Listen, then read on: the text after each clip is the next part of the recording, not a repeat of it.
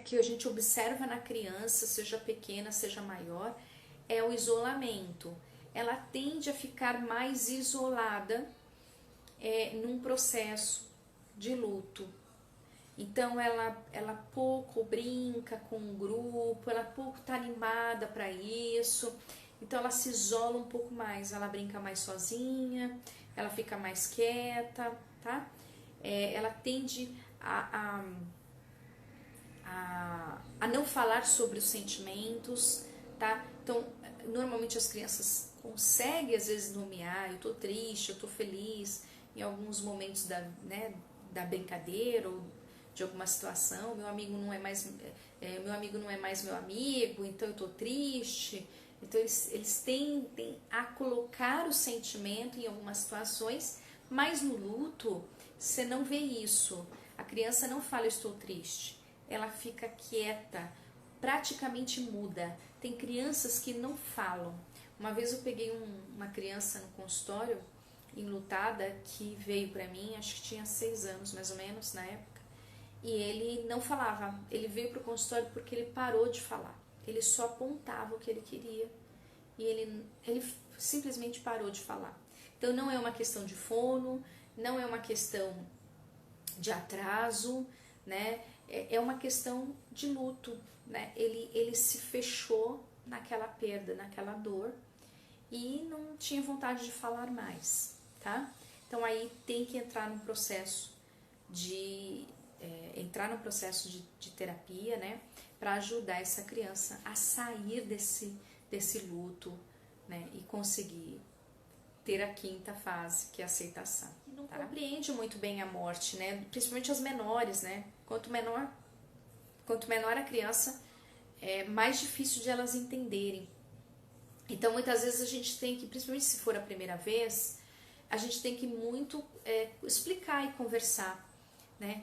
Então, ela busca explicações, ela pede pra gente explicar por que isso acontece, por que não aconteceu, por que houve isso, né? Para onde foi, né? Então eles tendem a querer ter umas explicações, né? E a gente adulto, muitas vezes a gente não consegue falar, né? Ou se a gente fala que foi para estrela, ele virou estrelinha. Então a gente fala de uma forma mais tentativa de falar lúdico, né? E que muitas vezes a criança ainda não está entendendo, mas ali estrelinha, então toda estrela que está lá em cima é uma pessoa. Então eles tendem a às vezes não compreender, e esse comportamento é comum deles pedirem explicação, de eles entenderem o que está se passando num processo de luto. Pode aparecer medos, tá? Volta, se a criança é mais velha, se a criança não está na fase dos medos, ela é mais velha ou ela é mais novinha, ela passa a ter medo. Medo do quê? Medo de morrer, né? Porque ela está lidando com aquilo, ela passa então a pensar que ela pode morrer também. Então, medo de morrer, medo de algum familiar morrer. Então, ela acabou de perder alguém, ela acha que vai perder a outra também. Então, se perdeu o pai, ela acha que vai perder a mãe. Ela perdeu a avó, acha que vai perder o avô. Então, ela começa a achar que ela vai perder alguém da família, tem medo disso.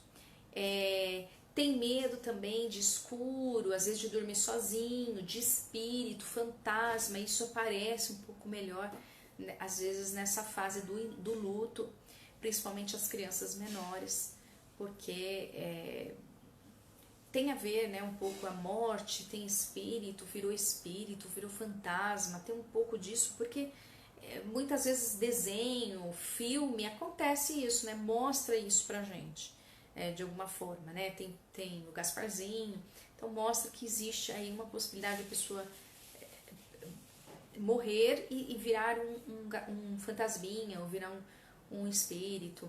Então tem isso, e a criança fica preocupada e com medo de ver o fantasminha ou alguma coisa nesse sentido. Então pode aparecer comportamentos de medo, tá? Outra coisa, eles não conseguem dormir sozinhos. Então, falando agora do medo, eles têm uma tendência a querer dormir com a gente. Então retrocede. Se a criança já dormia bem sozinha, se a criança estava num processo de ficar lá no seu canto, no seu momento, tava muito bem dormindo sozinho, sem medo, sem nada, indo pra cama, ele passa às vezes a querer não dormir mais sozinho, não só pelo medo, mas por querer segurança, querer colo, querer proteção, né? Então, porque perdeu alguém, não sabe lidar com esse sentimento.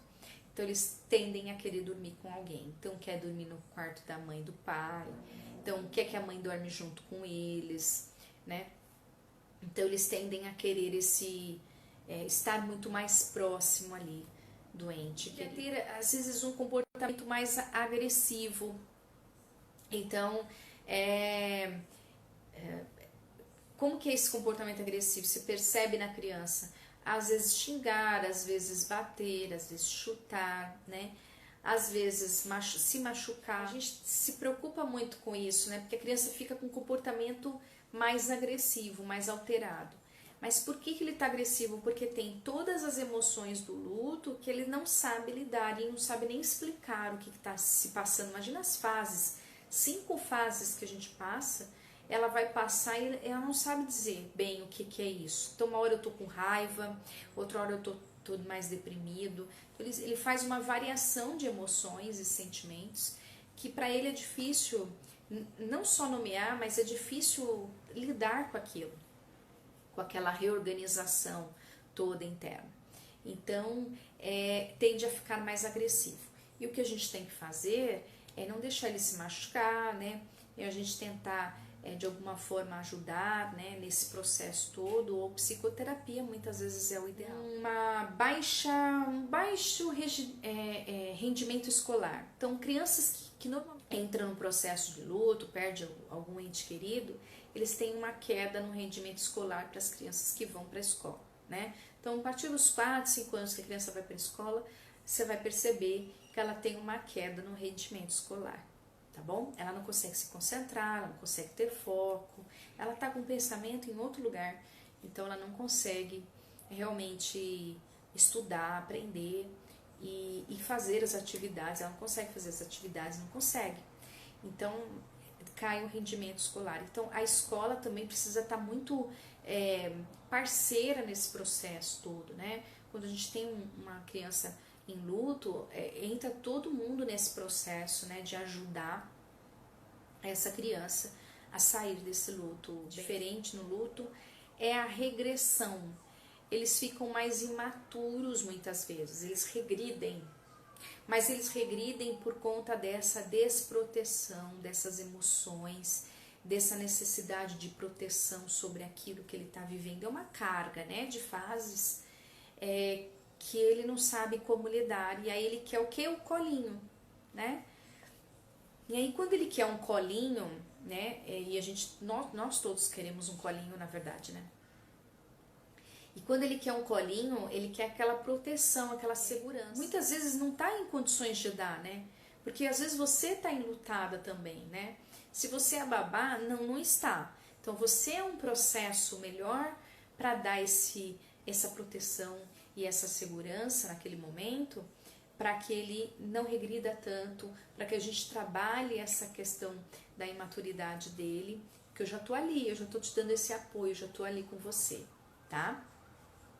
Agora, no caso aqui da mãe, se é você mãe ou vó que tá com essa criança, aí às vezes fica difícil para você, porque você também tá enlutada, né?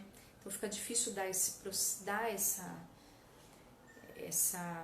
condição, né, de proteção, de segurança. Então a criança tende a regredir um pouco, fica bebê, fica mais infantilizado, né? Tem comportamentos mais infantilizados. Então você percebe bem.